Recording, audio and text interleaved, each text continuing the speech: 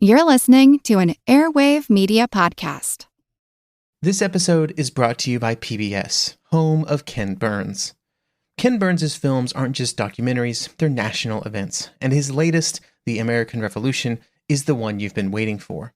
When you think American Revolution, you probably picture tea crates in Boston Harbor, founders signing documents in Philadelphia, redcoats marching into battle. But Ken Burns, along with Sarah Botstein and David Schmidt, takes us so much deeper. This was a revolution that was bloody, complicated, and unbelievably consequential. It's a story of people, some you know, many you don't, who risked everything to change the course of history. Their fight for independence lit a spark for freedom that still burns today. George Washington called it the cause of mankind, and John Adams wrote to his wife Abigail, "Posterity will never know what it cost us to preserve your freedom." With the American Revolution, Ken Burns and his team bring us a story that's vast, human, and deeply relevant. A story that belongs to all of us. Check out The American Revolution. Premieres Sunday, November 16th at 8, 7 Central on PBS and the PBS app. I can't wait to watch. Hey friends, this is Audie Cornish, host of CNN This Morning and The Assignment, and guess what? Every story you care about, every angle you want unpacked is now streaming on CNN. That means you can catch my show or other CNN programming whenever you want on your favorite device. And a subscription also gets you access to exclusive video series and unlimited articles. So subscribe to CNN at cnn.com/subscription.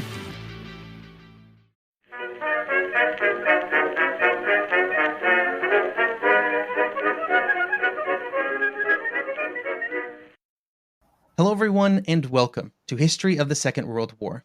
We're here today with another interview, this time of Anthony Tucker Jones, about his new book, Rhineland, Hitler's Last Defense, 1944-45, which was published back in early October 2025.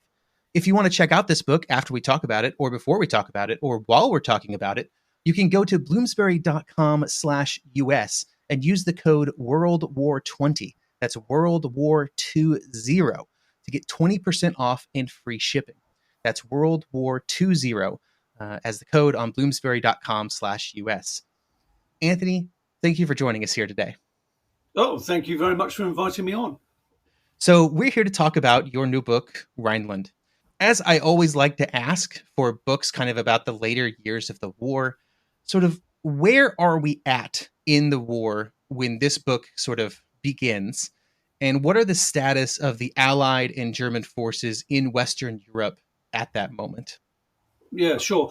I mean, essentially, the start point for the book really is just after Operation Market Garden. So pretty much after the Allies' debacle at Arnhem Bridge and the failure to get over the Rhine. So it's sort of late 44 and then takes us up to the end of the war. And the important thing I kind of think with the starting after Arnhem is the Allies kind of felt after they'd broken out of the Normandy bridgehead and obviously raced across northwest Europe that the German armed forces were spent, that they wouldn't put up much resistance and kind of underestimated them. But the key thing with the Allied defeat at Arnhem is that Eisenhower, obviously the Allied Supreme Commander, took this rather fateful decision that he was going to wear down the Germans on the Western Front through attrition. And to do that, he was going to conduct what's generally known as the broad front advance. So instead of Montgomery's famous left hook at Arnhem, which was designed as an armoured thrust to get over the Rhine and into the Ruhr and hopefully end the war by Christmas, because that didn't happen, Eisenhower basically decided that all his armies along the Western Front would pretty much advance at the same pace and simply grind the Germans into submission. And that has a very severe impact on the closing months of the war and indeed the battles that are fought. In terms of setting the strategic picture, essentially you've got three army groups on both sides. So the Allies have got three. You've got 21st, my brain's gone blank, is it 12th and 6th, I think. And then likewise for the Germans, you've got in the north, you've got Army Group G.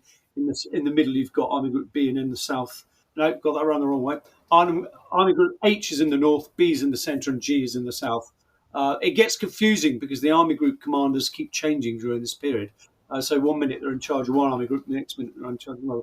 But it sounds like they're evenly matched, but they're not, because the German army is pretty weak by this stage. The Allies have obviously got air superiority.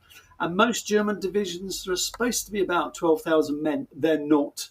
They're about 5,000. So they're severely outnumbered. And also the Allies on the Western Front have got about 85 divisions against 55 German divisions. So you can see that the Germans really are firmly on the back foot and on the defensive. Yeah, you bring up the numbers issue, and one of the first sort of actions that you talk about in your book is the attack on Aachen. And the one thing that I was struck sort of reading through that section was just the somewhat absurd superiority of Allied numbers during sort of this phase of the war. At one point, you discussed the fact that there were like entire American Army Corps attacking Aachen, and there were roughly 12,000 German troops defending it. So the superiority is really there. But at the same time, like, I mean, you've written a whole book about the fighting. So there was fighting. It's not like they just, rolled over the Germans. So what was kind of I guess, how did that happen, right? So what was the state of the German forces, and why do you think they were able to kind of continue to resist under the circumstances?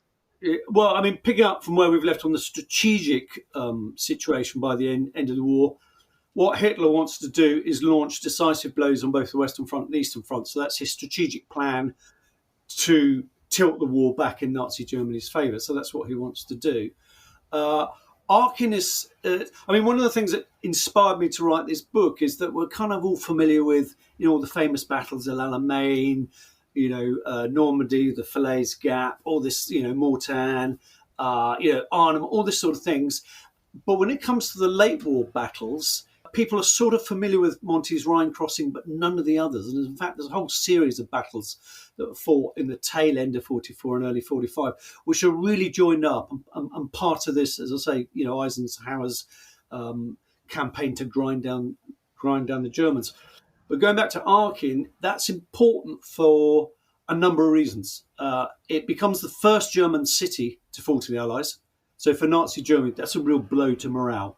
Hitler's going to be furious and does all he can not to allow it to be taken. The other thing is Aachen becomes a distraction for the Allies, which Hitler needs. Because, as I just said, he's building up his forces. The Germans conduct what they call the miracle in the West. A lot of their forces that were abandoned all their equipment but managed to escape from Normandy are rebuilt. So on the quiet, Hitler's actually building up two entire panzer armies ready to conduct the Ardennes offensive.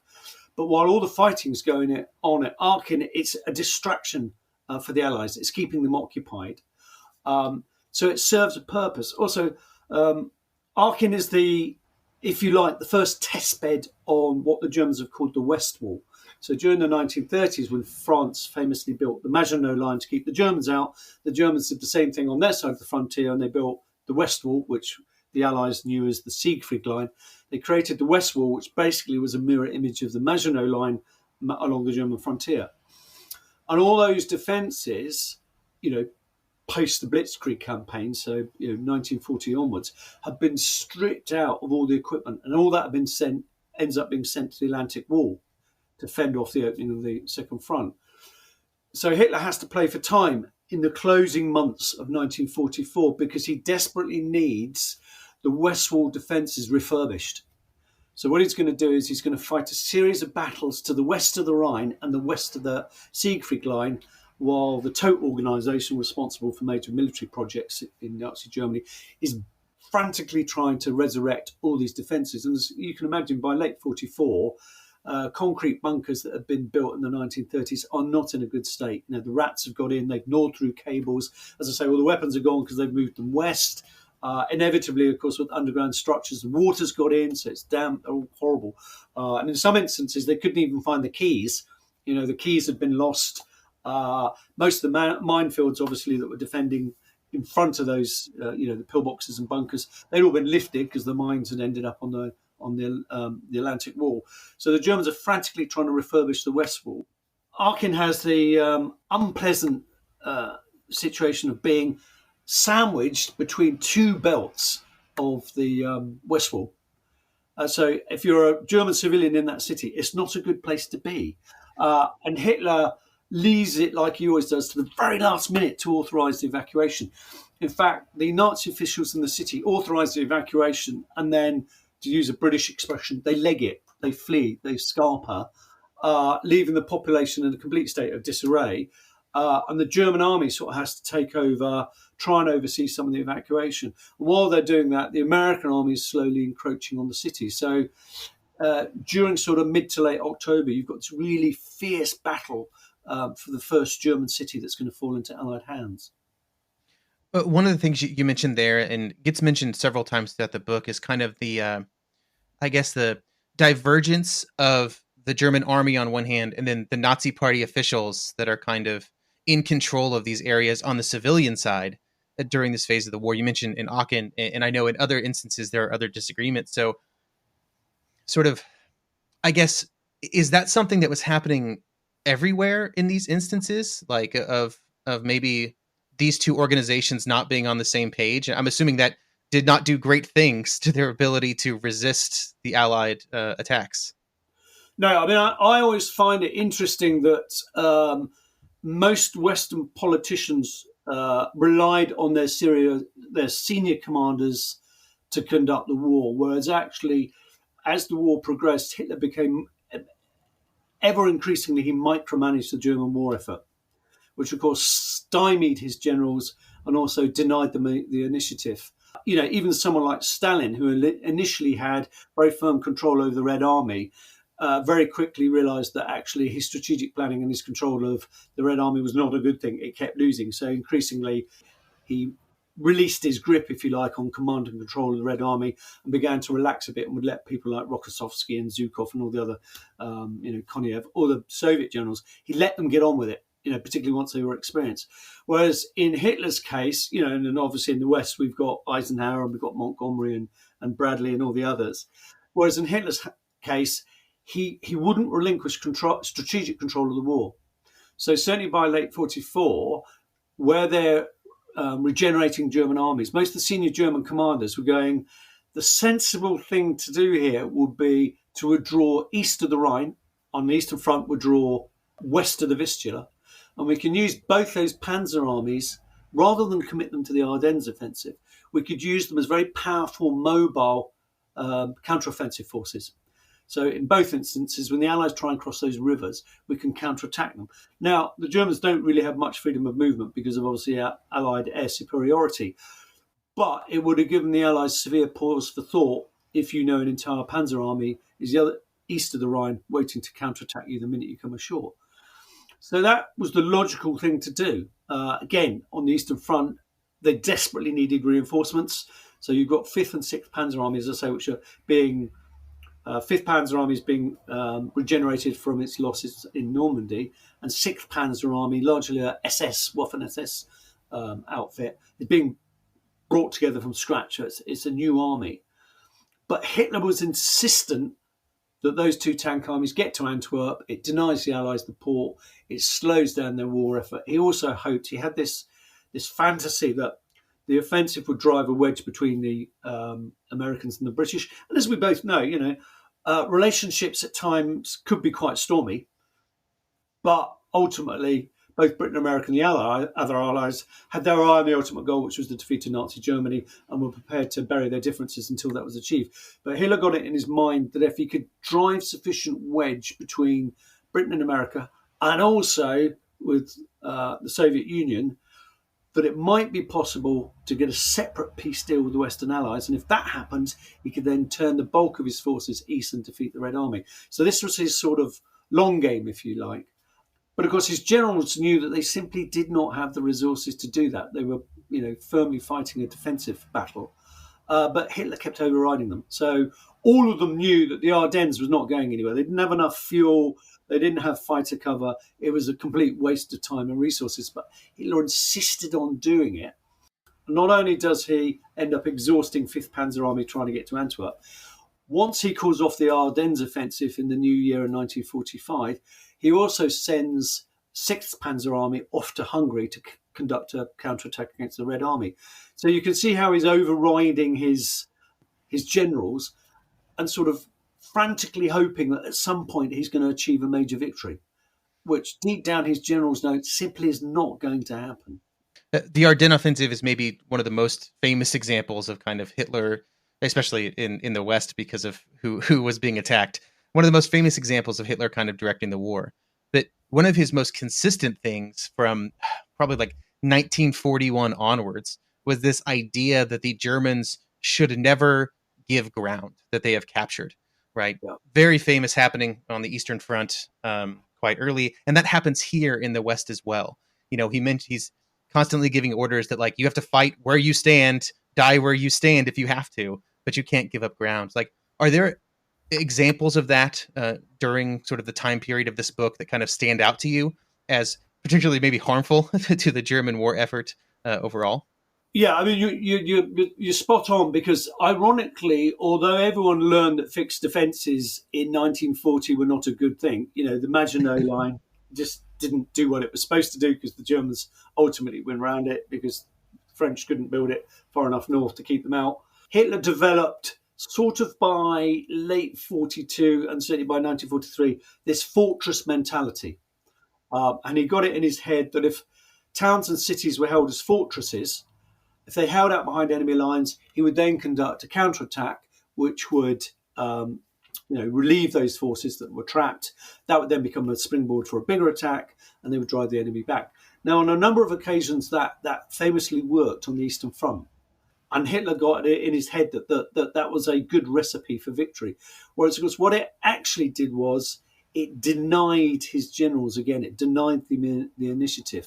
You know, eventually he signed up to what his commanders called flexible defence on the Eastern Front, which basically meant they were allowed to give ground, despite Hitler's orders that they were not to. Because, of course, the minute you insist on not giving ground, the initiative passes over to the enemy. And Hitler certainly does that on the Eastern Front, as you rightly point out. And importantly, he does it in the Western Front because he decides. Now, largely, he had to do this, but he decides that he's going to hold the west bank of the Rhine, and from north to south. So from the Swiss border, pretty much, all the way to the North Sea. So he's got this enormous area, and his generals are going, we'd be much better off actually have a screening force. We would draw the bulk of our forces over the river and we dig in. And we dig our heels in and we fight from the eastern bank. But Hitler wouldn't do that. He insisted his armies stay on the western bank, which of course then made them vulnerable to being trapped and overrun. And that's indeed what happens. But we've covered Aachen, but of course to the south, Hitler's policy of that fortress mentality works very well in a place called Colmar, French city on the western banks of the Rhine. And a pocket was created there by the union of two Allied armies. And logic says, well, why not withdraw back over the river? Because otherwise your troops are trapped on the west bank. But actually that pocket for a while worked really well. Again, like Aachen, it served to distract Eisenhower because the Allies then became obsessed with how they could overcome it. And Hitler, what he kept doing was reinforcing the Colmar pocket. So it took well into the new year to overwhelm it. Also, what he was cleverly doing was playing to, again, divisions amongst the Allies, in that the French army was not really strong enough to overcome it. Post D-Day, the French army had expanded at an incredible rate and, of course, lacked equipment, it lacked training, it lacked qualified officers. So although it had this thing called the First French Army fighting in the south, which had pretty much come ashore in the Riviera during Operation Dragoon and pushed its way northeast, it didn't really have the combat capability to overwhelm the Colmar pocket, which again, of course, slows down Eisenhower's policy of grinding down the Germans.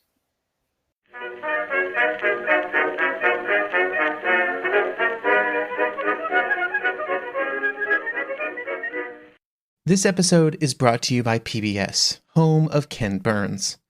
Ken Burns' films aren't just documentaries, they're national events, and his latest, The American Revolution, is the one you've been waiting for. When you think American Revolution, you probably picture tea crates in Boston Harbor, founders signing documents in Philadelphia, redcoats marching into battle. But Ken Burns, along with Sarah Botstein and David Schmidt, takes us so much deeper.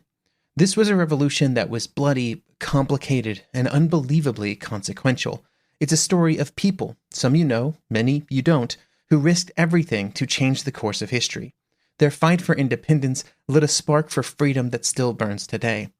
George Washington called it the cause of mankind, and John Adams wrote to his wife Abigail, "Posterity will never know what it cost us to preserve your freedom."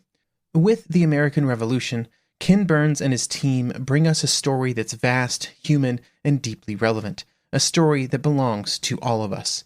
Check out The American Revolution. Premieres Sunday, November 16th at 8/7 Central on PBS and the PBS app. I can't wait to watch. Introducing Meta Ray-Ban Display, the world's most advanced AI glasses. With a full color display built into the lens of the glasses, it's there when you need it and gone when you don't. Send and receive messages, translate or caption live conversations, collaborate with Meta AI, and more. Be one of the first to try Meta Ray-Ban Display. Visit meta.com/Meta Ray-Ban Display to book a demo and find your pair.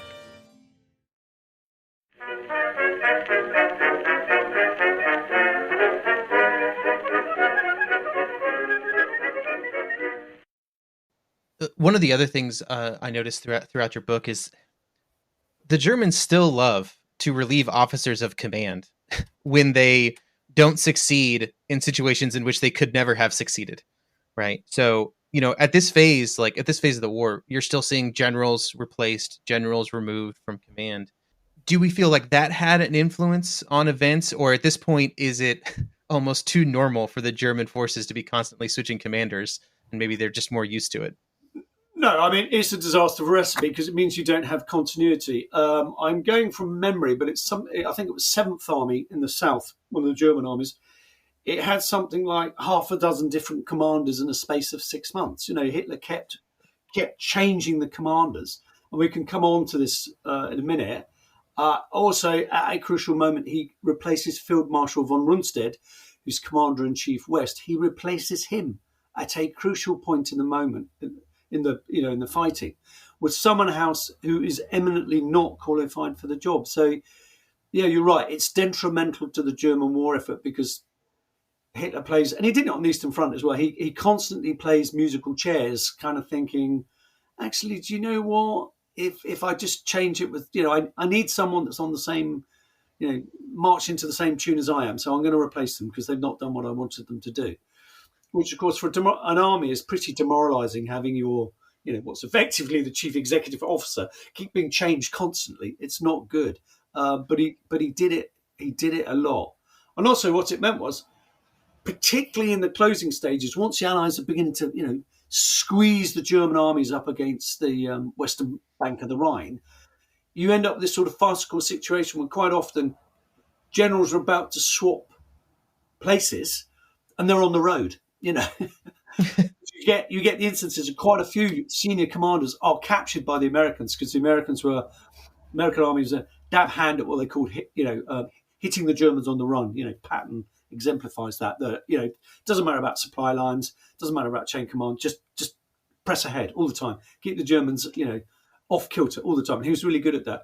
And the net result is that quite often senior German units will be overrun. Quite often corps headquarters or indeed army headquarters. And senior generals will get captured quite often at the moment they were about to be replaced by someone else. So that effect, that inevitably creates this sort of chaotic situation in the German chain of command. You mentioned von Rundstedt getting replaced, which I think is the second time for him, because I think he was replaced as Army Group South commander over on the Eastern Front at some point. So what were the circumstances there that ended in his dismissal? Well, von Rundstedt's sacked for the loss of Remagen, so I'm sure you and your listeners are familiar with Bridge at Remagen, that famous 60s movie. And the German Armoured Division basically bounces the Germans at Remagen, where there's still a bridge over the Rhine, and they grab it on the 7th of March 1945. By that point, the Germans have dropped all the bridges. And again, that's another story because Hitler dithered over authorising the destruction of the bridges over the Rhine because you go, well, we don't want the Allies to get over, so we should drop them into the river. Then the Rhine is one, long natural barrier. But Hitler again kept saying, you're not to blow the bridges up because I want to ferry reinforcements to the West Bank to carry out counterattacks. Of course, his generals are scratching their heads going, where are these reinforcements coming from? The only reason we should be keeping the bridges open is to get our lads over the river onto the east bank to safety, and then we can drop them. So again, there's conflicting interests on what they should do with the bridges. But as I say, by 7th of March, the only one that's still standing, and the Germans had a really close shave at Cologne, because the Americans, again, American army almost got over the river just as they dropped the Hohenzollern bridge. They blew it up in the nick of time. But famously, with the Remagen one, when the Americans arrived, they tried to blow it up. But again, because of the chaos of the war, the Germans had been equipped with the wrong sort of explosive. So they'd basically been sent quarry TNT, so stuff for blasting in quarries, for blowing up rocks, not the sort of explosives you need for blowing up steel. So the explosive they were provided with was too weak. It wasn't suitable for the job. So they'd rigged up the bridge. The American, I can't remember, is it 9th Armoured, 7th Armoured Division comes thundering towards the river. The order's given to drop it in the river. They blow it up, it's shrouded in a cloud of smoke and dust. And when all that clears, the bridge's still there. And the Americans just bomb across it and create a bridgehead on the eastern bank. So the Americans have got over the river before Montgomery, famously. And when Hitler's notified, he's absolutely furious.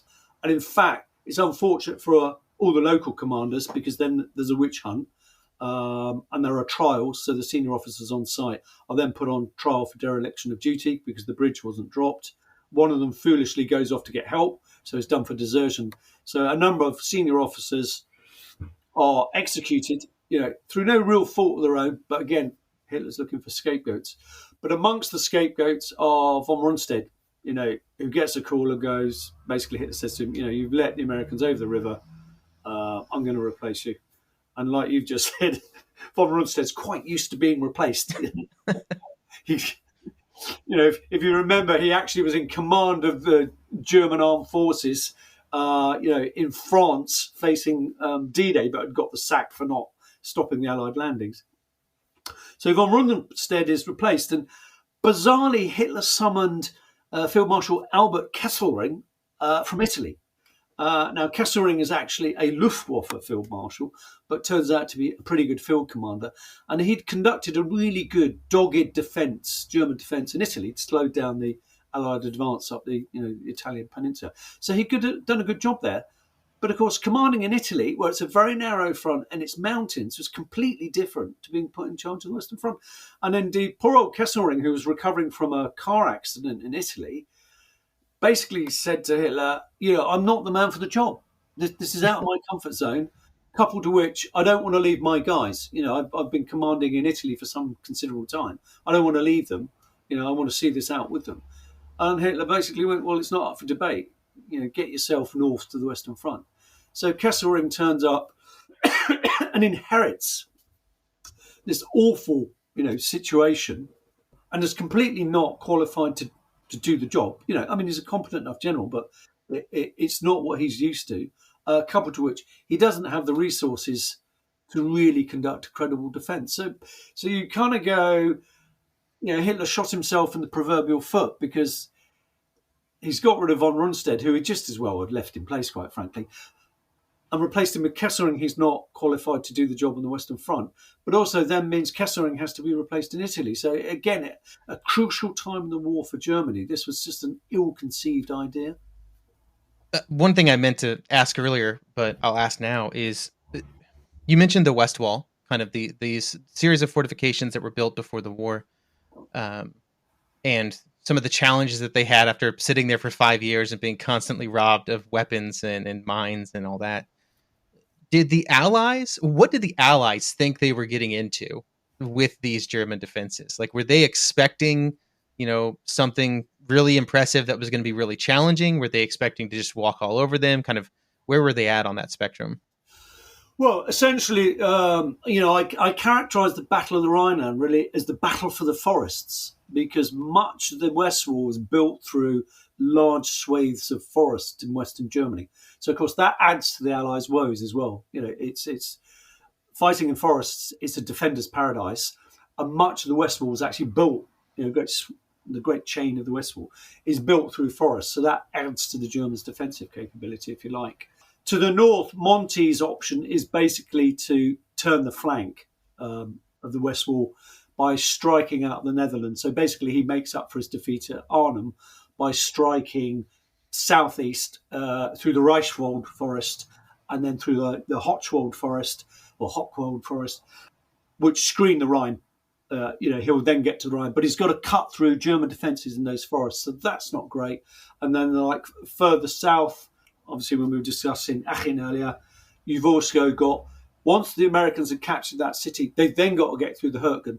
So to the southeast of that city is part of the rest of the West Wall, but again, it's built through forests, so they're going to have to fight through that. I mean, all these places are absolutely dreadful places to fight. And also you've also got Monschau Forest, and then indeed the Westerwald. So, we were discussing Remagen. Remagen really was too far south for an Allied breakout in terms of reaching the Ruhr. If they want to do a right hook to the southern flank of the Ruhr, Remagen is really quite south. And to help the German defence there, contain the American bridgehead, you've got heights just across the river, which of course the Americans had to scale. But beyond the heights, you've got the Westerwald. So there's another forest, ideal for defence, not good tank country. I mean, with all these forests, they are not good tank country. But of course, the Allies were not ignorant in the ways of concrete fortifications, because obviously they'd fought their way through the Atlantic Wall, through Hitler's defences along the English Channel. And the American army in particular was very good on its training. It did a lot of preparations to overcome the West Wall defences. In fact, the fighting in the forests often proved more arduous than actually overcoming the physical defences. The Americans in particular got off to a fine art, knocking out pillboxes, isolating pillboxes, using flamethrowers, Bangalore torpedoes, TNT, all those sorts of things. Because quite rightly, the American army commanders did not want to trade bodies for concrete, so they came, and artillery as well. Artillery will blast its way through concrete as well. So in many places they were overcome quite quickly, the concrete defences. But often the Germans had supplemented these with earth bunkers as well, which were dug deep into the ground.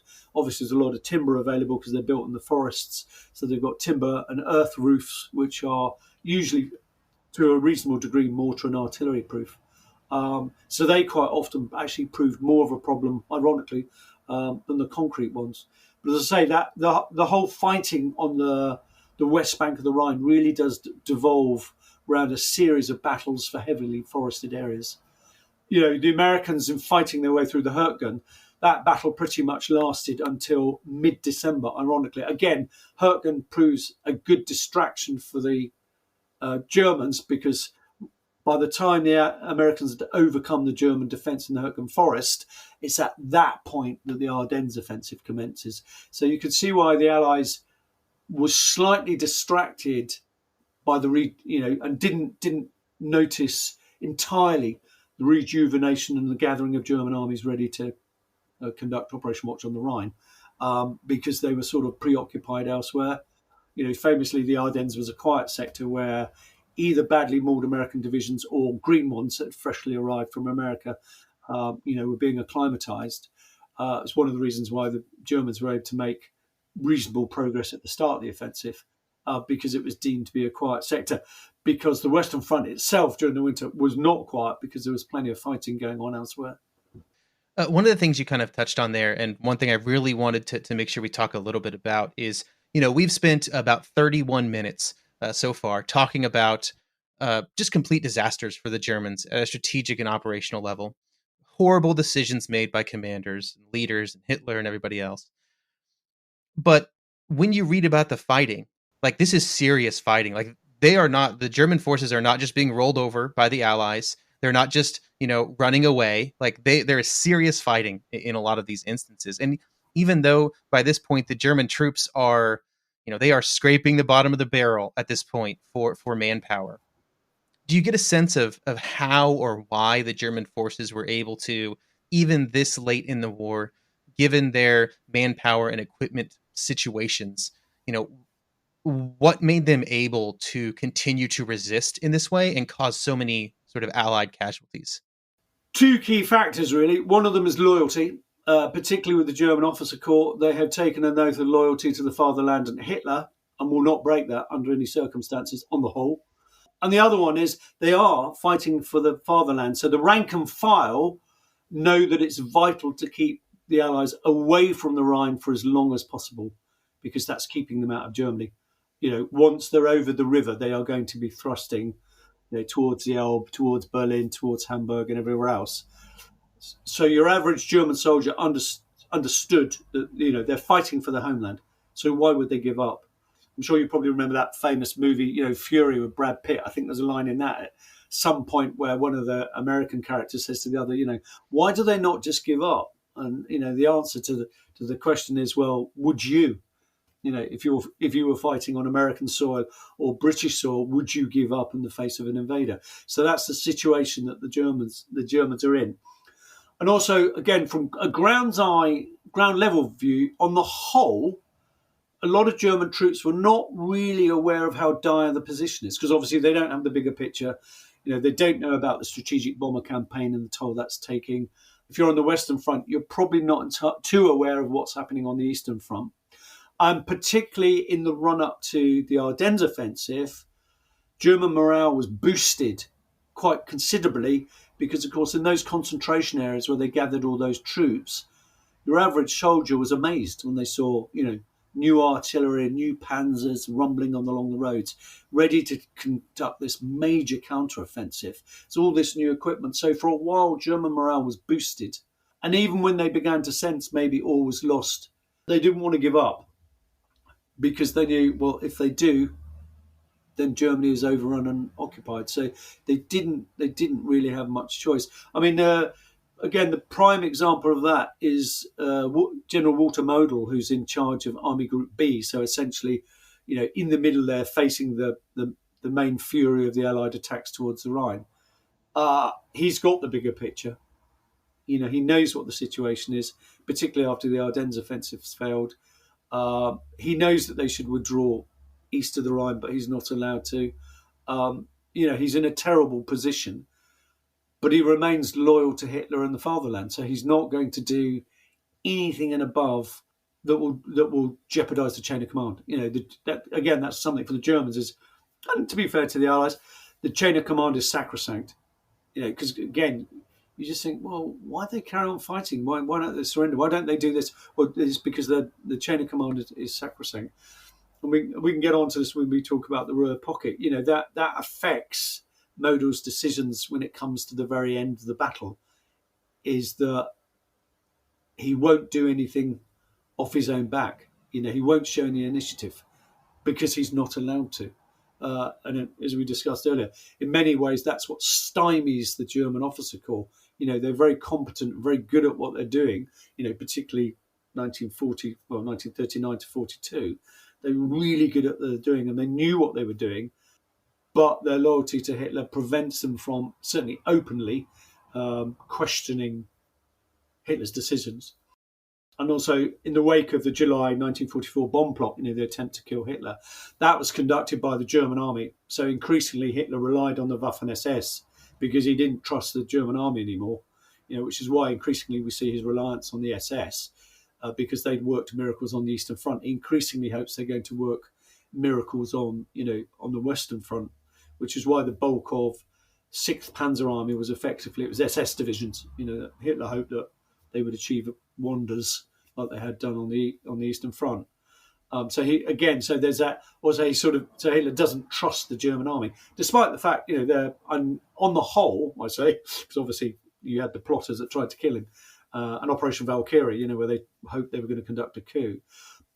But on the whole, the vast bulk of the German officer corps, they remain loyal.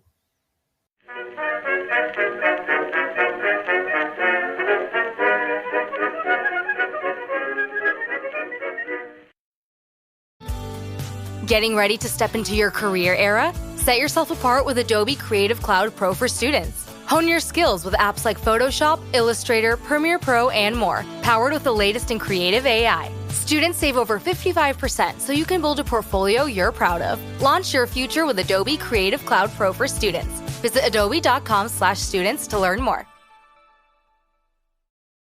The Lincoln Wishlist sales event is happening now. Here's what's on everyone's wish list. Enjoying holiday jingles with brilliant 3D audio that surrounds you? Check. Watching snow flurries through the panoramic Vista roof? Check. Packing up presents with the spacious Lincoln Splitgate? Check. Everything you want. All standard on the 2025 Lincoln Navigator SUV. Visit your local Lincoln retailer or learn more at Lincoln.com for exceptional offers on 2025 Lincoln vehicles today.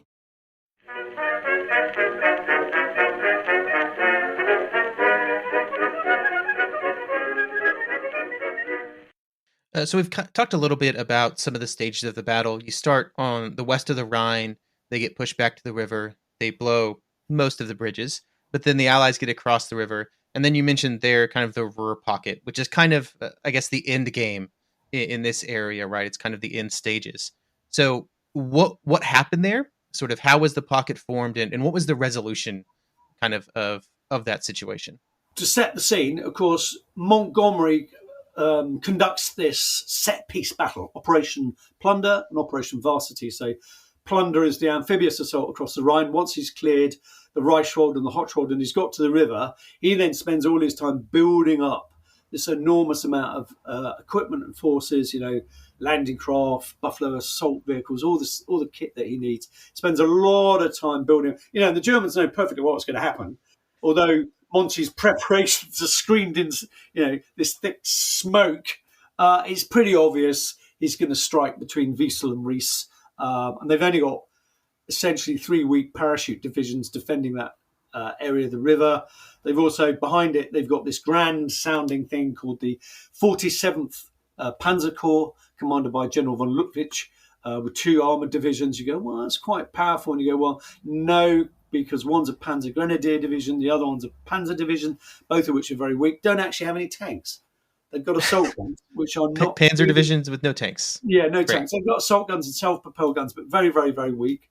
So while Monty's doing this, further south, Patton very cheekily beats him over the river between Nierstein and Oppenheim on the 22nd, literally just before Operation Plunder's carried out.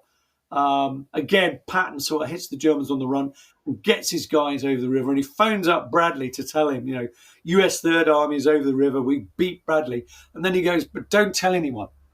And I think the reason he did that was they'd literally just got over, and he was very, very worried the Germans might counterattack, and his troops that got over the river would be sent back, and it would be humiliating.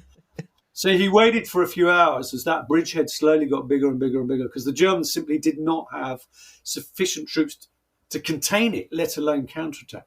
And it slowly got bigger and bigger. And then Patton then phones up Bradley and says, Brad, let the world know US First Army got over before Monty. We've done it. So he's obviously desperate for that moment of glory.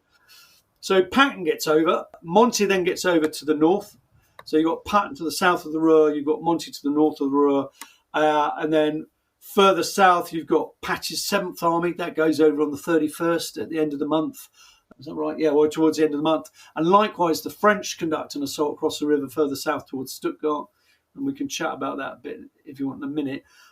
But what happens is, of course, once the Allies are over the river, they conduct this absolutely enormous pincer movement to surround the Ruhr region. So it's obviously the Ruhr River, around which are the bulk of the German munition factories. And that's obviously taken a huge pounding.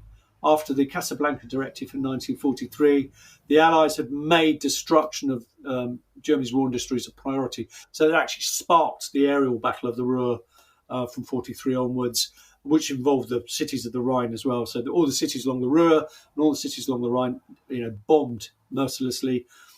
Krupp defence works, armaments factories are in the Ruhr region around the city of Essen. So all that's been bombed. And what happens is Model knows that he's surrounded. So the logical thing to do will be to withdraw from the Ruhr and head eastwards.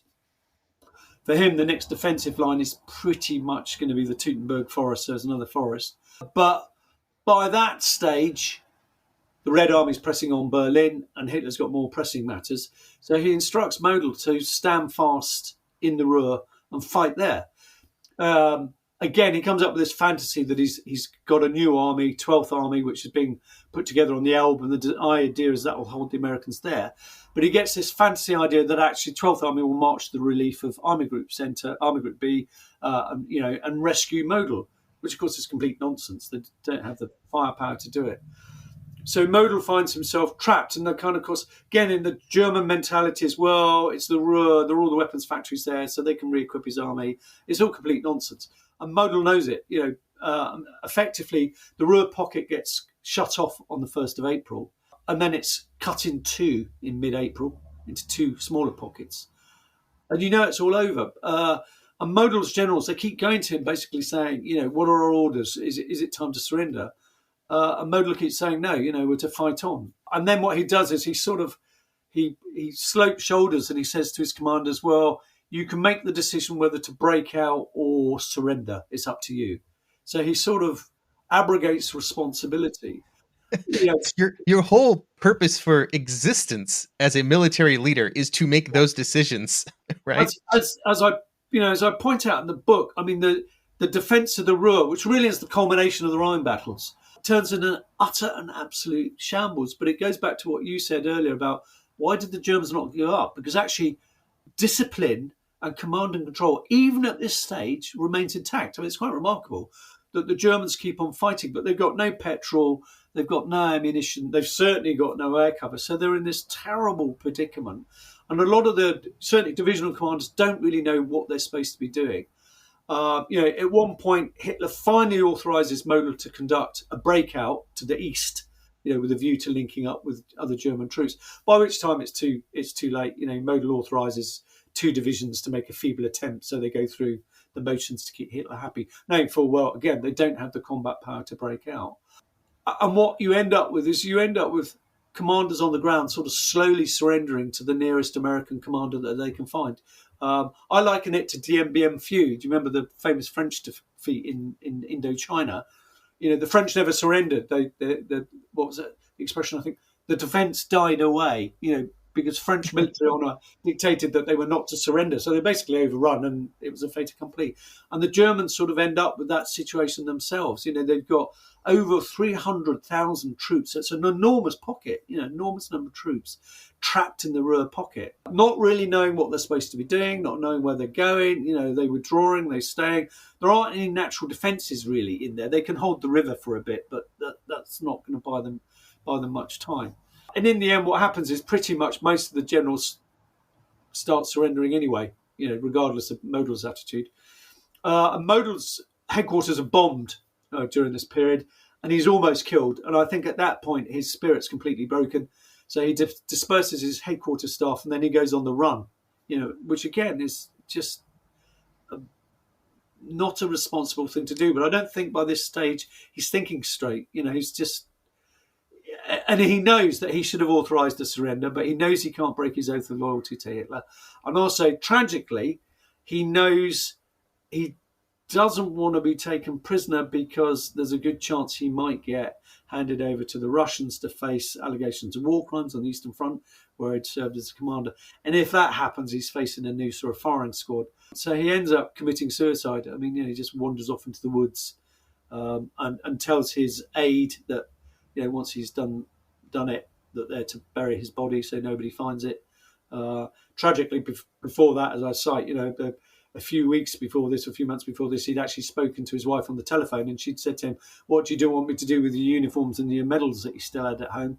And he basically said, burn them, because I don't want the Russians to get their hands on them. So it's a tragic ending for, irrespective of the man's politics, of a fairly accomplished field commander. He just shoots himself, and the entire pocket surrenders to the Allies. And at that point, pretty much all coherent German defence on the Western Front has collapsed. And obviously, by that point, the Red Army is very, very firmly inside Berlin, and it's only a week or so before the Berlin garrison surrenders, and then the rest of Nazi Germany surrenders in a fairly piecemeal fashion for various reasons. One of the interesting things, kind of, as we work towards conclusion here, is you mentioned something during that answer of, oh, they're in the Ruhr. They can just re-equip this is where all of Germany's weapons are, not all of it, so much of Germany's weapons are built, but that's just not they're not capable of that. And you also mentioned in the book that like by the time the fighting reaches the Ruhr, it is essentially no longer important to the German war economy, right? Because of the bombing, because of the disruption of traffic in and out, especially. It's not even something that it matters as much anymore. It's just territory now. It's just German territory. So it's always interesting to see kind of places that are considered absolutely essential to the war. And I think for up until 1944, the Ruhr was absolutely like essential to the war, sort of ending up just being territory to defend, I guess. Not to denigrate the efforts of the air crews that sacrificed their lives. It's one of the fallacies of the Allies' strategic bomber campaign is that it never really brought the German armaments industry to its knees. Mm-hmm. Despite everything that was thrown at it, it just kept on functioning. And you're right, again, the Ruhr was sort of a major chunk of the Germans' armaments industries, but they had them dotted all over Germany and indeed in the occupied territories. Obviously, Skoda was, in Czechoslovakia, was busy producing weapons for the Germans, and the Germans co-opted armaments industries throughout, the occupied territories. In France, Renault and Citroën built stuff for the German army, so it was scattered everywhere. But essentially, the Ruhr kind of is the beating heart, if you like, of its weapons factories. But yes, the fallacy is actually the thing that really brought Germany to its knees is the destruction of the German railways, because it meant what came out of the factories they could not move. But more crucially, by late 1944, Albert Speer, the armaments minister, is advising Hitler that actually they're running out of raw materials. So it's the shrinking of the Third Reich that really is causing the problem, actually. So it's actually the land war, if you like, that's really bringing about Nazi Germany's defeat, because the Germans are losing access constantly to raw materials, to oil and to nickel and to iron ore and all those sorts of things that their factories need. They're losing access to them.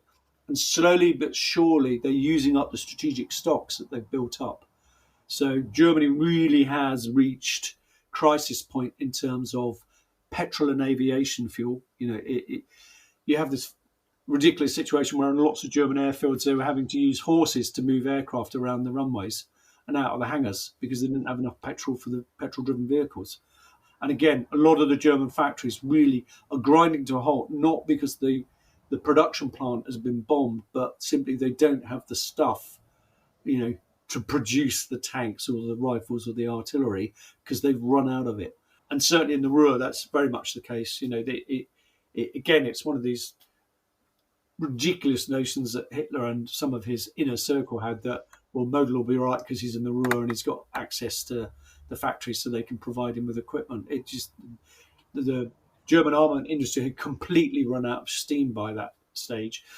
And as I discuss in the book, of course, Albert Speer is desperately doing all he can to try and stop Hitler destroying them, because what the Allied Strategic Bomber Command had started, Hitler decides in sort of late 1944 and early 1945, he's going to complete, because he does not want Germany's factories falling into the hands of the Allies. So he instigates this scorched earth policy where everything is to be blown up. Factories would be blown up, railways would be blown up, the Allies would be denied everything. And of course, Speer, looking to the future, is going, but Germany's going to have to be rebuilt and got back on her feet at some point. If we do that, it'll put us back in the Stone Ages. It will slow down that process. So certainly Speer, and indeed Model, because Speer is a fascinating character, because although he's part of Hitler's inner circle and a senior Nazi, clearly did not like being in Berlin. So he spent an awful lot of time sightseeing, fact collecting, checking out how the troops are getting on with equipment. Even in the, as I say, in the closing stages of the battles, actually Speer's swanning around the Rhineland visiting people because he'd rather be there near the front with the commanders than actually in Berlin, where he's surrounded by all the, backstabbing that's going on amongst the likes of Martin Bormann and Joseph Goebbels and, Hermann Göring and all those people, all those sycophants that are around Hitler. He preferred to keep out of the way. And certainly he and Model sort of did their utmost actually to stop, the destruction of Germany's factories. But in the sort of closing weeks, Speer falls from grace. He's shut out. Hitler gets fed up with him, and because Speer's one of those people rightly or wrongly claimed in his memoirs, and of course we have to go, his memoirs need to be treated with a certain amount of circumspect because he's spinning his own story. But I do believe him when he says, he kept trying to explain to Hitler what the situation was, and Hitler did not want to hear that. Speer is guilty with the other Nazis because he's got blood on his hands because, of course, as we know, German factories used slave labor from the occupied territories in the most appalling, inhuman conditions. So he's not blameless. He was dubbed as the good Nazi, which of course is complete and utter nonsense.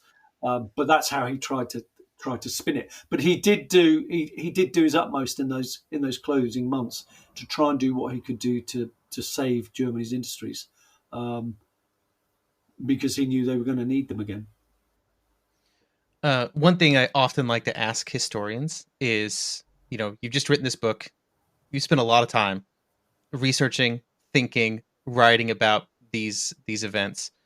Looking back to where maybe you started at the beginning, is there something that sticks out to you as something major that you learned, or maybe an opinion that you had before that has changed based on this work? Does anything kind of stick out kind of in that area?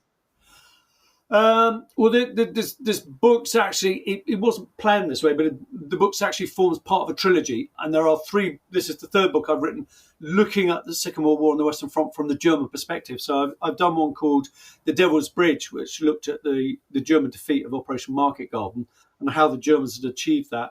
That was followed by a book called Hitler's Winter, which looked at the Ardennes offensive from the German perspective, tried to understand what on earth possessed them to do it. So this is sort of the follow-on to that, then brings us full date to the, up to the German surrender. And the one thing that struck me, as I said earlier, these battles are crucial to the end of the war, and yet they're not as famous as the others. People tend to heard of the Reichswald and maybe Hurtgen, but all the others, all the fighting that goes on further south in Alsace, Saar-Palatinate, they tend to be treated as on their own. You get books on Colmar, or you'll get books on the Reichswald, you'll get books on Operation Plunder and Monty's crossing the Rhine. But they don't tend to bring it all together, which is what I've tried to do, is give you the bigger picture, because of course for the Germans, all those battles are the same process. It's trying to slow down ultimately what is the inevitable. I think one of the things that stood out for me, I think, to be fair, is it gave me a newfound respect for the US Army. I'm a fan of Montgomery. I have to be. I'm British, but you've got to hats off to Patton, and indeed the others in that mantra of hit the Germans on the run, because by this stage of the war, it wasn't such a dangerous thing to do. The other thing, as I always point out with Patton, is everyone said, he was a bit of a seat of his pants general, wasn't he? Took inordinate risks. And you go, well, no, actually he didn't, because Bletchley Park and the Enigma code breakers, they all had liaison units embedded with all the army commands. So actually Patton was getting ultra intelligence on a regular basis. So when he did things that we thought seemed highly risky, actually he was doing it well informed. So his actions in Normandy, actually, he was privy to Enigma decrypts. So he knew what the Germans were doing beforehand. Famously with the Mortain counterattack in Normandy, he was forewarned of that. So actually he knew what the German all that was. He knew there was really no risk of the Germans nipping off his breakthrough into Brittany. So actually he wasn't, but he was a brilliant mobile commander. And, there is a lot of thought where people go, did Monty really need to do such a big operation, big set-piece battle with Operation Plunder? Because the German forces facing him were really, really weak. And the irony is that with that battle is actually losses were comparable to D-Day, which you kind of think, by that stage of the war, they shouldn't have been. So what went wrong? The bulk of them were airborne losses. Because, the Allies had this huge airborne army, which a bit like Arnhem again, was sort of burning a proverbial hole in their pockets that they wanted to use it. So they did this huge airborne operation at a time where the Germans were expecting an airborne operation, and they'd moved a lot of their air defences from the Netherlands actually into the area that Varsity took place. So the losses were probably unnecessarily heavy. So you do think, well, once Monty had got through the Reichswald and the Hochwald and he'd reached the river, why did he not, why didn't he? I guess he was probably nervous of bouncing the Rhine like he was famously going to do at Arnhem. But you kind of think, why didn't he bounce the Rhine? Why didn't he do it quicker? Because both the Americans further to the south, the crossings they did, they had a lot less, bridging equipment and amphibious assault stuff.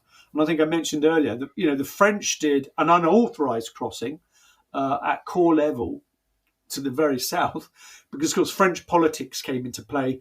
And General de Gaulle is saying to General Latry, his commander of the French First Army, he's going, French honour is at stake here. I don't care, because the French army is under the command of, part of the American chain of command. Basically said to him, I don't care if the Americans do not authorise a French crossing. Come hide or how you've got to get over that river and get as far into Germany as you can, because that secures us a seat at the table at the end of the war, which is what they did. So they conducted, using pretty much inflatable boats, a corps-level amphibious assault across the Rhine, and got themselves all the way to Stuttgart, took the city, much to the annoyance of the American army, because it had already been earmarked as part of the American advance. And you'd end up in this massive political row because, of course, the American commanders then complain up the chain of command and they go, oh, the French are in Stuttgart and won't leave. What are we supposed to do?